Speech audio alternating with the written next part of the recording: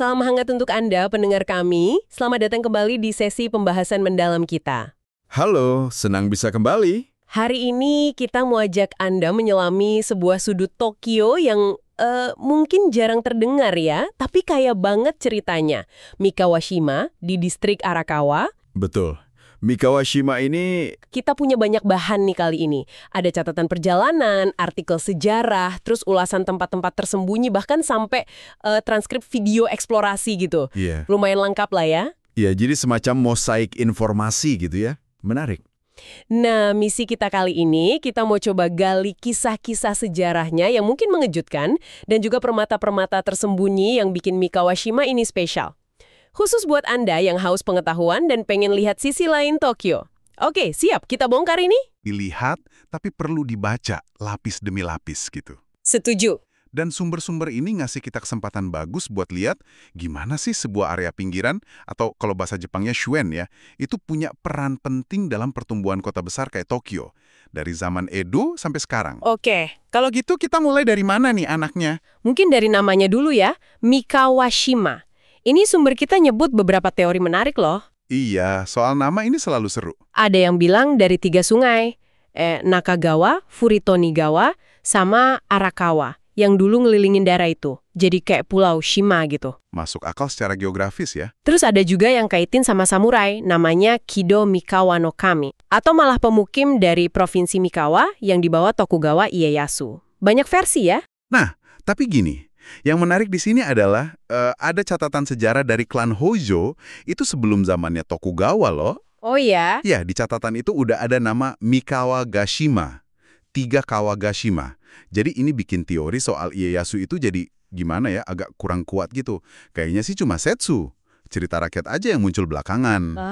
Oke. Berarti yang paling mungkin... Ya, teori 3 sungai yang membentuk daratan pasir kayak pulau itu yang kayaknya paling pas secara historis.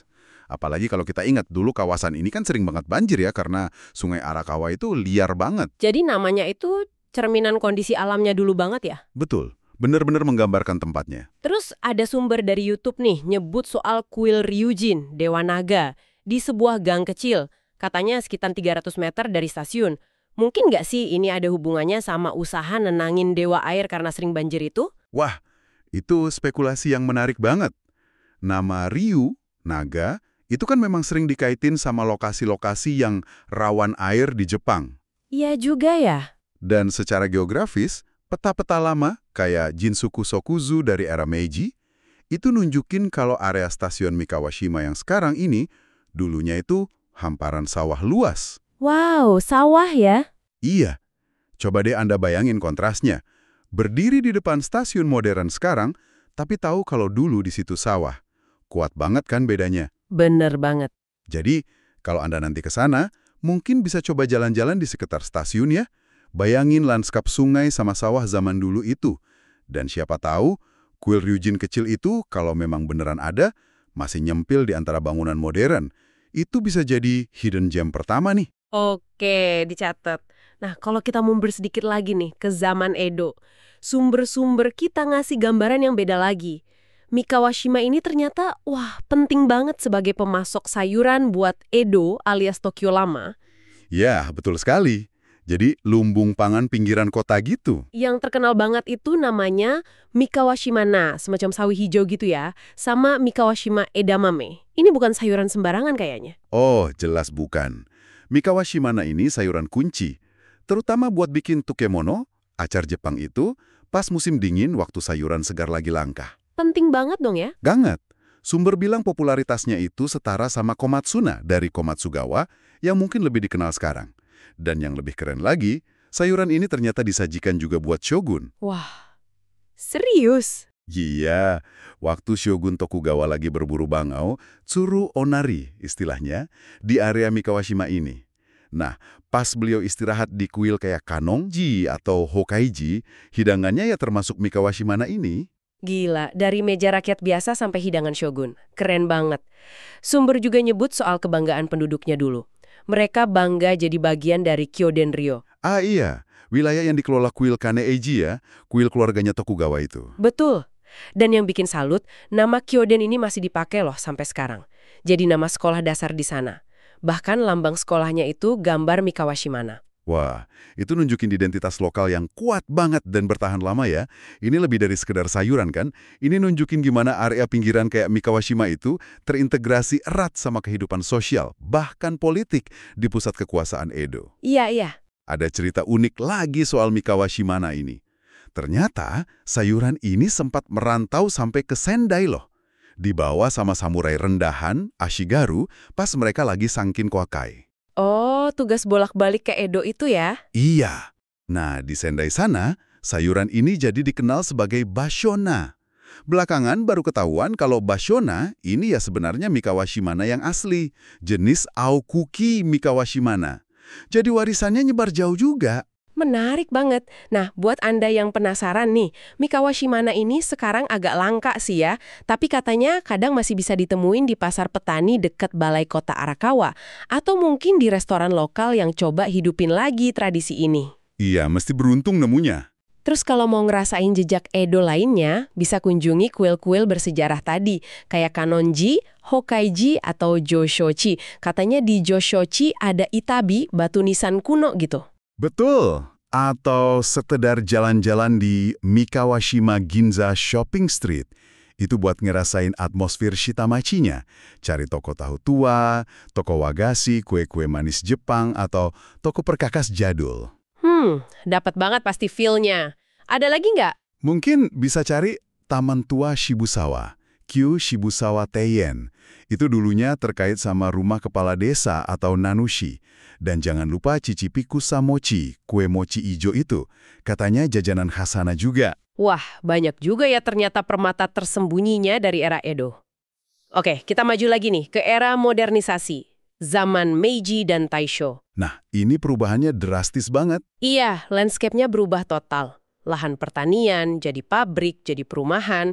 Terus pembukaan stasiun Mikawashima tahun 1905 itu jadi titik penting ya, terutama buat angkutan barang. Sumber nyebut tekstil sama bahan baku kertas. Betul. Dan disinilah ceritanya jadi sangat menarik, tapi juga agak kelam mungkin ya. Mikawashima ini seolah jadi penampung industri-industri yang diusir dari pusat kota. Maksudnya gimana tuh diusir? Ya, sumber-sumber kita nyebut banyak industri yang, gimana ya, dianggap kurang pantas ada di tengah kota. Itu pindah ke Mikawashima. Kayak industri penyamakan kulit, terus rumah potong hewan atau tosatsujo, Oke. pabrik pupuk, pabrik minyak atau lemak, bahkan ini yang spesifik banget, fasilitas pengolahan ENA. ENA? Itu apa? Plasenta, tali pusar, sisa-sisa dari praktek kebidanan gitu. Wow, sampai segitunya ya? Kenapa harus di sana? Lokasinya dianggap strategis. Pertama, butuh banyak air, kan dekat sungai. Kedua, yaitu tadi, harus agak jauh dari pusat kota karena asap dan baunya. Sumber dari YouTube bahkan nyebut ada kemungkinan kuil kecil di dalam pabrik kena itu. Mungkin buat semacam doa atau ritual ya. Dan ada juga sisa tembok bata merah, kemungkinan dari era Taisho, yang mungkin masih bisa kita lihat jejaknya. Jadi Mikawashima ini semacam zona penyangga ya, yang nerima sisi lain dari modernisasi Tokyo yang gemerlap itu? Bisa dibilang gitu. Konsekuensinya, industri-industri ini sering banget dapat stigma negatif, diskriminasi juga. Jadi, agak sulit nyari pekerja. Masuk akal. Nah, kondisi ini justru membuka pintu buat mereka yang emang kesulitan dapat pekerjaan di tempat lain. Termasuk pekerja Jepang dari latar belakang tertentu dan juga pekerja asing. Inilah nanti yang jadi salah satu akar terbentuknya Koreatown di sini. Oh, jadi nyambung ke situ ya ceritanya? Oke. Nah, buat Anda yang tertarik lihat sisa-sisa hera industri ini, mungkin bisa coba jalan di tanggul Sungai Arakawa, Arakawa-dote. Iya, itu pemandangannya unik banget katanya. Sungai, kereta api yang lewat, terus mungkin masih ada siluet cerobong asap pabrik tua. Sumber bilang itu scenic line. Indah banget pas senja. Terus jangan lewatkan juga pusat pengolahan air Mikawashima, Mikawashima Mizusaisai Center. Ini penting banget. Ini fasilitas pengolahan limbah modern pertama di Jepang loh. Serius? Iya. Bangunannya, terutama yang dari bata merah itu, udah jadi cagar budaya penting nasional. Padahal dulu area itu ya sawah. Katanya sih pas musim sakura, indah banget di situ. Wah, kontras ya. Pusat pengolahan limbah tapi indah Pasakura. Terus kalau mau suasana lokal, Jelajahi aja Shotengai, jalan pertokoan tua kayak Nakamachidori, dekat stasiun. Sumber ada yang nyebut toko daging Nikuno Chujo atau toko ikan Yamato Suisan yang udah lama di sana. Bisa jadi pengalaman otentik. oke, tadi kita udah nyinggung soal Koreatown nih. Banyak orang kan taunya Koreatown itu ya di Okubo, Shinjuku, Gemerlap gitu ya. Iya, yang rame turis itu kan. Tapi sumber kita ini negasin Koreatown di Mikawashima, ini sejarahnya jauh lebih tua. Mulainya bahkan sebelum Perang Dunia II. Nah, ini yang menarik banget. Komunitas Korea di Mikawashima ini terbentuknya sangat organik, bukan sengaja didesain buat turisme kayak Okubo. Oh gitu. Mayoritas pendatang awalnya itu berasal dari Pulau Jeju di Korea. Mereka datang ke Jepang buat cari kerja, sekitar awal abad ke-20. Dan banyak dari mereka yang akhirnya terserap di industri-industri yang tadi kita bahas. Industri kulit, daging, itu ya? Betul. Karena industri-industri itu ya karena stigma tadi. Jadi lebih terbuka buat menerima pekerja pendatang. Ada catatan dari Universitas Daitu Bunka yang nyebut migrasi dari Jeju ini udah ada sekitar tahun 1920-an. Jadi mereka ngebangun komunitas di sana itu lewat ikatan keluarga, ikatan asal daerah ya. Sumber juga bilang suasana Koreatown di sini tuh lebih nyatu sama kehidupan sehari-hari. Nggak sekomersial Okubo. Betul sekali, lebih membumi. Hubungan antara komunitas Jepang lokal sama komunitas Korea Zainichi di sini juga punya sejarah yang panjang. Ya ada pasang surutnya pastilah ya. Tentu. Tapi ada satu sumber, judulnya Geschichten aus Mikawashima, itu menekankan kalau di sana masih bisa dirasain adanya ninjo, semacam rasa kemanusiaan yang hangat gitu. Itu bisa Anda temuin di izakaya, kedai minum kecil, atau rumah makan lokal di sana. Pengalaman shitamachi yang otentik banget. Jadi, buat Anda yang tertarik, bisa coba jelajahi area Koreatown Mikawashima yang lebih tenang ini. Kunjungi toko bahan makanan Korea atau toko kimchi. Ada yang nyebut nama Maman Shoten di transkrip YouTube. Iya, toko kimchi legendaris kayaknya. Atau cari restoran BBQ, yakiniku yang udah lama berdiri di area pertokoan Mikawashima. Ini kesempatan buat nyicipin makanan Korea yang otentik yang mungkin beda dari yang biasa kita temuin. Dan jangan lupa, ada restoran Mapo Tofu namanya Shinmi Ichiro. Itu terkenal banget karena pernah masuk di drama populer Kodoku no Gourmet. Wah, si gourmet kesepian itu ya, penggemar dramanya pasti seneng banget nih kalau ke sana. Pasti. Itu jadi hidden gem kuliner yang menarik juga. Oke, tapi sejarah Mikawashima ini ternyata juga nyimpen cerita duka yang mendalam ya. Tahun 1962 terjadi salah satu kecelakaan kereta api terburuk dalam sejarah Jepang pasca perang. Tepat di sini. Iya, kecelakaan Mikawashima Jiko, tanggal 3 Mei 1962. Rangkaian kejadiannya itu benar-benar tragis. Gimana detailnya? Jadi, singkatnya gini, ada kereta barang, lokomotifnya D51, itu melanggar sinyal merah, terus dia tergelincir dan gerbongnya ngehalangin jalur sebelahnya. Waduh, Nggak lama, ada kereta komuter dari arah Ueno, nomor 2117H, nabrak gerbong yang ngehalang itu. Penumpangnya panik, banyak yang coba keluar, dievakuasi ke rel di sekitarnya. ya Duham. Tapi, celakanya, sekitar 6 menit kemudian, dari arah berlawanan, datang lagi kereta komuter lain, nomor 2000H. Kereta ini nabrak penumpang-penumpang yang lagi dievakuasi di rel itu, dan juga nabrak rangkaian kereta 2117H yang udah celaka tadi. Jadi tabrakan beruntun yang sangat fatal. Astaga, nggak kebayang kacaunya. Berapa korbannya? Sumber nyebut angkanya mengerikan. 160 korban jiwa, dan 296 orang luka-luka. Ya ampun. Salah satu korbannya bahkan komedian terkenal zaman itu, namanya Kuritomo Ikkyu. Ada juga cerita sedih soal satu korban yang nggak bisa diidentifikasi identitasnya. Akhirnya dimakamkan sebagai Koryo Shibonin, musafir tak dikenal, di kuil Joshoji. Sedih banget ya dengernya. Pasti jadi trauma mendalam buat area itu. Pasti. Tapi tragedi ini, sepilu apapun kedengarannya, ternyata membawa perubahan yang sangat besar dan fundamental buat perkeretaapian Jepang. Oh ya, perubahan apa? Kecelakaan Mikawashima ini jadi pendorong utama diterapkannya sistem ATS, Automatic Train Stop, secara nasional di Jepang. Sistem ini secara otomatis bisa menghentikan kereta kalau masinisnya melanggar sinyal. Jadi ada sistem pengaman otomatis gara-gara ini ya? Betul. Jadi di balik duka yang mendalam itu, ada warisan penting berupa peningkatan keselamatan kereta api yang signifikan di seluruh Jepang. Hikmah di balik musibah lah istilahnya. Iya. Nah, buat Anda yang mungkin ingin merenungkan peristiwa ini, sumber menyarankan bisa berdiri di jembatan Shinmi Kawashima. Itu jembatan yang melintasi rel kereta dekat lokasi kejadian. Iya, bisa sambil melihat rel kereta di bawah, merenungkan kejadian itu, dan bagaimana area ini akhirnya bisa bangkit lagi. Atau bisa juga kunjungi kuil Joshoji yang tadi disebut. Di sana ada patung kanon peringatan Irei Seikanongzo yang didirikan setahun setelah kecelakaan untuk mengenang para korban. Betul. Dan kalau mau suasana yang lebih tenang, mungkin bisa jalan santai di Arakawa Yuhodo, jalur pejalan kaki di pinggir sungai Arakawa, dekat situ. Suasananya tenang, kontras banget sama hiruk-pikuk rel kereta dan sejarah kelamnya. Oke. Nah, selain cerita industri Korea Town dan tragedi kereta api, ternyata ada sisi lain lagi nih dari Mikawashima yang juga kecatat di sumber kita. Di era Taisho sampai awal Showa, daerah ini katanya sempat jadi semacam desa seniman, atelier murah gitu. Iya, ini nambah dimensi lain lagi ya buat Mikawashima. Meskipun mungkin nggak sedetail tema-tema lain yang kita bahas, ini menarik juga. Kenapa seniman tertarik ke sana ya waktu itu? Ya, alasannya cukup klasik sih.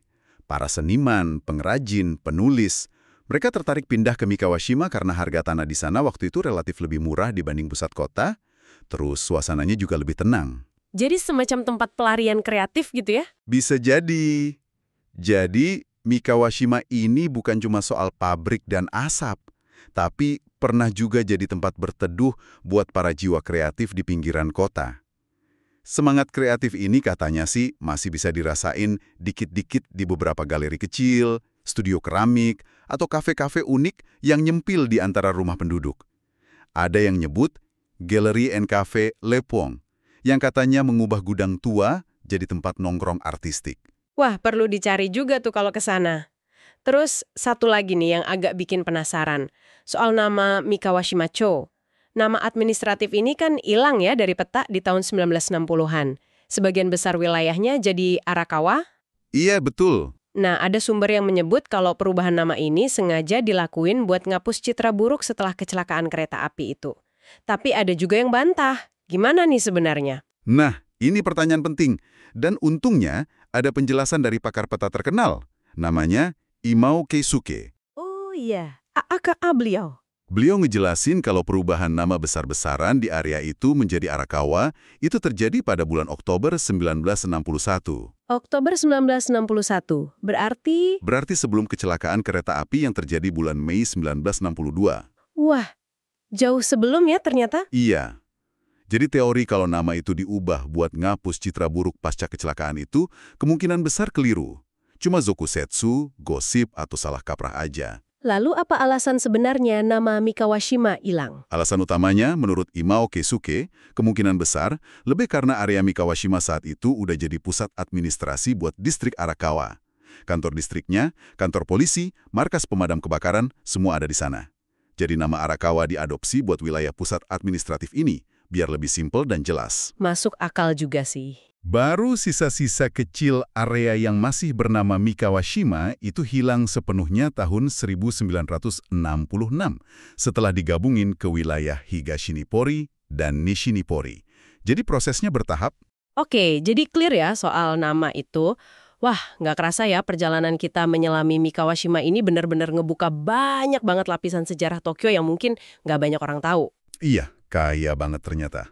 Dari asal-usul namanya yang ternyata terkait kondisi geografis sungai, terus perannya sebagai lumbung pangan vital di zaman Edo, dengan Mikawashima Naminya yang legendaris itu. Transformasinya jadi pusat industri, jadi belakang panggung modernisasi Tokyo. Rumah bagi komunitas Korea Town yang sejarahnya mengakar kuat, jauh lebih tua dari yang kita kira. Sampai tragedi kereta api yang memilukan, tapi membawa perubahan besar buat keselamatan. Ini benar-benar nunjukin betapa kompleks dan berlapisnya sebuah tempat yang dari luar mungkin kelihatan biasa aja ya. Tepat sekali. Sumber-sumber kita ini melukiskan Mikawashima bukan sebagai tujuan wisata yang gemerlap gitu ya, tapi sebagai tempat yang menyimpan kekuatan sejarah rakyat jelata, shomin, dan juga ketahanan mereka dalam menghadapi perubahan zaman yang dahsyat. Iya. Anda sebagai pendengar diajak buat nggak cuma sekedar melihat pemandangannya, tapi juga mencoba membaca jejak-jejak waktu yang tertinggal di setiap sudutnya. Ini soal memahami gimana pinggiran kota itu seringkali nyimpen kunci buat ngerti sejarah sejati sebuah metropolis. Makanannya, tenaga kerjanya, masalah sosialnya, tragedinya, dan juga semangatnya buat terus bertahan dan bangkit. Jadi, buat Anda yang memang mencari pemahaman lebih dalam tentang Tokyo, yang pengen melampaui rute-rute turis yang biasa, Mikawashima ini nawarin perspektif yang beda banget. Lebih otentik, lebih manusiawi, kesempatan buat ngerasain sisi kota yang mungkin lebih nyata. Nah, sebagai penutup nih, ada satu ide menarik dari sumber lama yang saya temuin. Dulu katanya ada konsep namanya Mikawashima Hake. Hake? Apa itu? 8 pemandangan indah Mikawashima. Ini niru konsep klasik dari Tiongkok gitu. Misalnya ada pemandangan bulan musim gugur di Shibahara atau salju senja di Koshin. Wah, puitis banget ya. Iya kan? Tentu aja pemandangan spesifik kayak gitu udah hilang di telan zaman, di telan pembangunan kota. Tapi ini bisa jadi bahan renungan menarik buat Anda. Kalau Anda menjelajahi Mikawashima sekarang, di era modern ini, kira-kira 8 pemandangan versi Anda itu apa aja ya? Menarik pertanyaannya. Pemandangan apa aja yang menurut Anda paling bisa menangkap esensi unik tempat ini? Perpaduan antara sejarahnya yang kaya, sisa-sisa industrinya, denyut budaya multietnisnya, dan juga ketahanan warganya. Mungkin itu bisa jadi semacam misi pribadi Anda kalau suatu saat nanti Anda punya kesempatan berkunjung ke sana. Menemukan Mikawashima Hake versi Anda sendiri. Ide yang bagus banget itu. Oke, terima kasih banyak sudah menyimak pembahasan mendalam kita tentang Mikawashima kali ini. Semoga menambah wawasan dan inspirasi Anda. Sampai jumpa di penjelajahan kita berikutnya. Sampai jumpa.